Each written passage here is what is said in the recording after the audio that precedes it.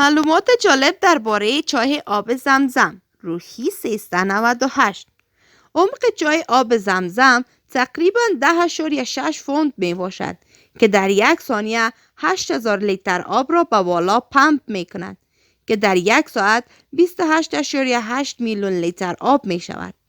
جالب اینجاست که چشمه های این چاه در مدت 11 دقیقه آبی را که در طرف 24 ساعت بیرون شده است دوباره پر می کند. را هم به یاد داشته باشید که این چاه از هزاران سال قبل از زمان حضرت اسماعیل علیه السلام تا به حال فعال است. در این چاه دو چیز عجیب دیده می شود.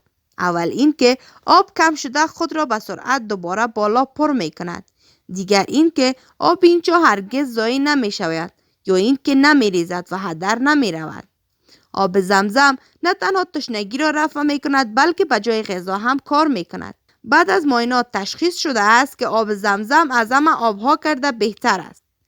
یک محقق ژاپنی که دانشمند مشهور است درباره آب زمزم این تحقیقات را ارائه کرده است. کیفیت و خالص بودن آب زمزم را نمی توان در آبهای دیگر یافت. او در تحقیقات خود ثابت کرده است که اگر یک قطره آب زمزم را در 1000 قطره آب عادی انداخته شود خاصیت زمزم را به خود می گیرد. کیفیت و ذائقه آب زمزم به مرور زمان هم تغییر نمی کند.